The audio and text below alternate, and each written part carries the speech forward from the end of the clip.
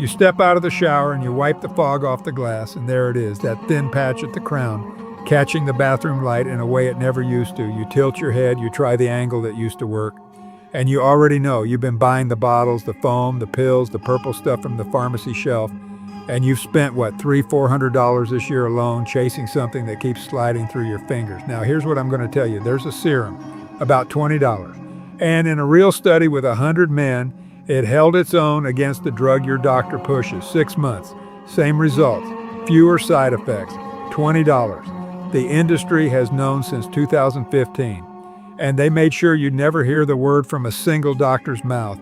Let me tell you who I am first. My name's Frank Moretti. My grandfather Joe opened Moretti's Barbershop in 1946, right after he came home from the war. My father Sal ran that chair through the 50s and the 60s, and I swept the hair off that floor when I was 10 years old. Got my license in 1974. Spent 50 years behind that chair until I hung it up in 2022. More than 100,000 heads have passed under my hands. And now that I'm retired, I can finally say the things a working barber never could. No products to protect, nobody left to answer to. So let me tell you what this is costing you. Not just the money, though the money's real. $300–400 a year on foam and pills, and the market for this stuff runs into the billions, and it doubles every few years, and none of it stops.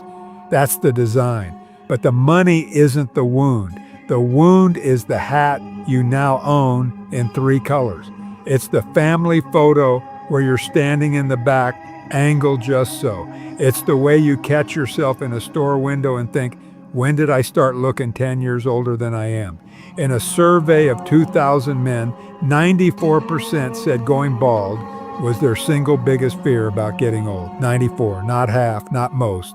94 out of 100, and they're being sold a monthly bottle that treats the fear better than it treats the hair. Now stay with me all the way to the end, because near the finish I'm going to read you one line in pencil off page 41 of my father's notebook, dated the spring of 1958.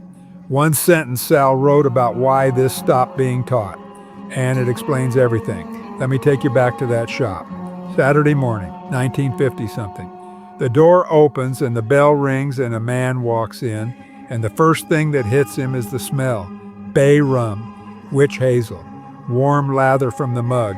My father would lay a hot towel across a man's face and neck, and you'd hear the fella let out a breath he'd been holding all week.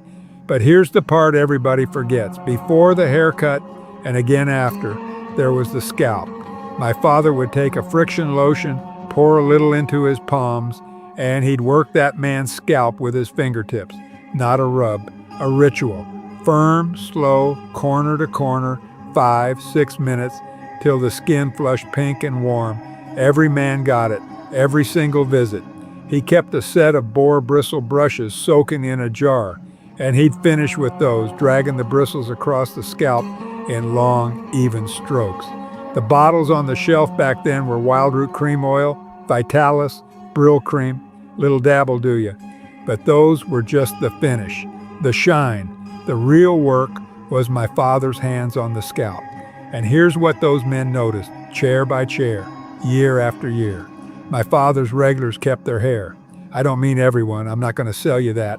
But a man who sat in that chair twice a month for 20 years, getting that friction ritual every time, that man walked around at 60 with a head of hair his own son couldn't match.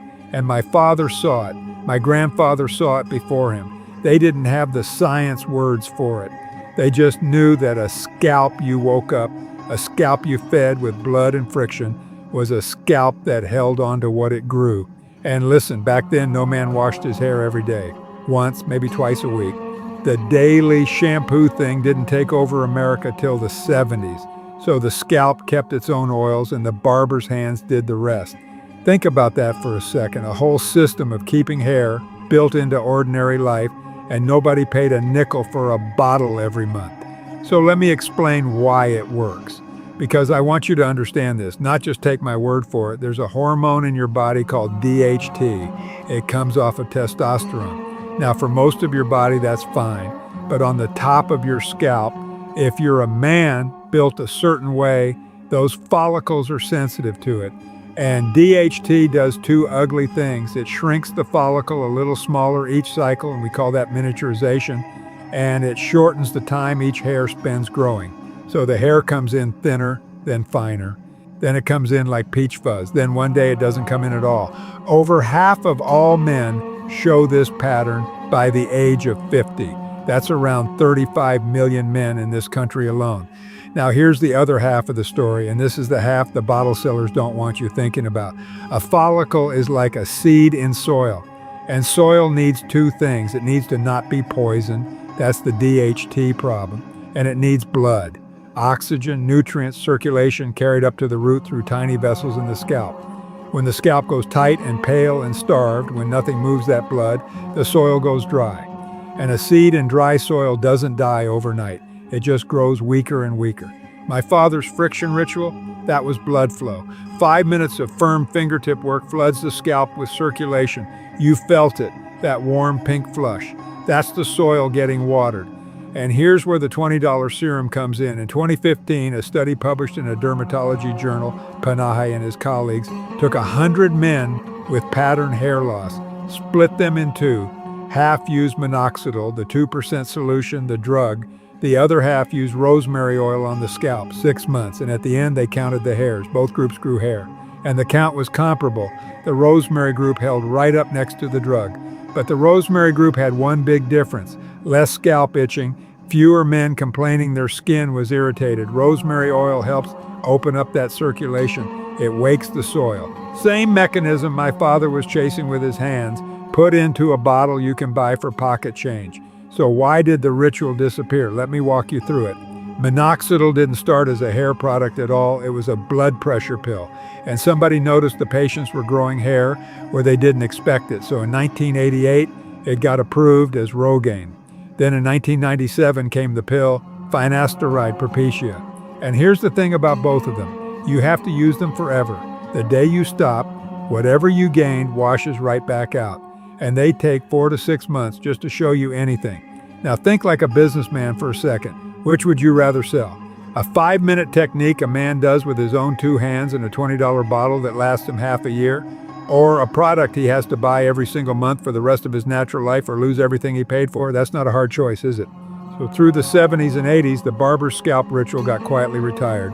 It got called old-fashioned. Salons got busy selling volume, bottles, treatments, the daily wash habit that stripped the scalp so you'd need more product.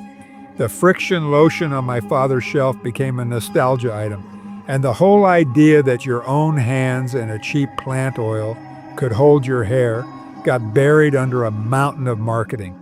It didn't disappear because it stopped working. It disappeared because it couldn't be put in a bottle and sold to you every month. Now I want to talk to the man watching this who's already lost the front. The one who's thinking, Frank, that's a nice story, but I've been receding for 8 years. This is for the young guys. Stay with me, because this next part is specifically for you, and it's the part nobody selling you something will ever be honest about. Here's the protocol. Write this down or just listen. I'll keep it simple. You want rosemary essential oil, not a fragrance oil, the real essential oil. $10, $12 a bottle at any health store or online, and it'll last you months. And you want a carrier oil to dilute it, because you never put essential oil straight on your skin. Jojoba oil or plain castor oil works fine, another $8 or $10. That's your $20, and that bottle set lasts you the better part of a year. Mix it like this. Into a tablespoon of the carrier oil, you put 5 drops of rosemary oil, 5 drops. That's a safe dilution, roughly 1 to 2%. Mix it in your palm. Now, before you use it the first time, do a patch test. Put a little on the inside of your forearm, leave it a day, make sure your skin's happy. That's not me being cautious for the lawyers, that's common sense. Once you're clear, here's the routine. 3-4 nights a week, you take that oil and you work it into the scalp with your fingertips, not your nails, your fingertip pads. Firm, slow, small circles. Cover the whole top, front hairline, crown, temples, 5 minutes minimum. You want that warm pink flush my father chased. That's the whole point. The oil matters, but the massage matters just as much. But you're feeding the soil while you treat it. Leave it on overnight if your pillow allows, or at least an hour, then wash it out. And ease off the daily shampoo while you're at it. 2-3 washes a week. Let your scalp keep its oils like men did before the 70s. 5 minutes, 3 or 4 nights, $20 a year. That's the whole thing. Now here's the honesty you won't hear from anybody selling you something. This will not bring back a follicle that's already dead and gone, where the scalp is smooth and shiny and bare, that soil has no seed left. I'm not going to lie to you about that. What this does is protect and thicken what's still there, the thinning, the fine, the miniaturizing hair that hasn't given up yet. And on most men, there's more of that hanging on than they realize. And it takes time. Nothing shows before 8 to 12 weeks. If you quit at week 4 because your mirror looks the same, you never gave the soil a chance. And this is a season, not a weekend. I'm not a doctor. I'm a barber. But I've seen more scalps than any doctor ever will. So hear me on this. If your loss is sudden patchy coming out in clumps or circles, that's a different animal. And you go see a dermatologist, no arguments. And if your doctor has you on something already, you don't stop it. This sits right alongside whatever he's got you on. It doesn't replace medicine, it works with it. Let me tell you about a fella named Ray. Ray sat in my chair for years. Truck driver, 51, big laugh.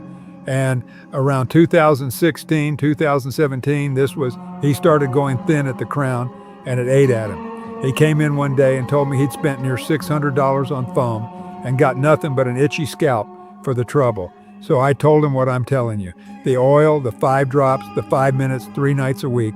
And I told him the truth. Don't expect a thing before 3 months, and don't you dare stop. Ray was stubborn, which is exactly what it takes.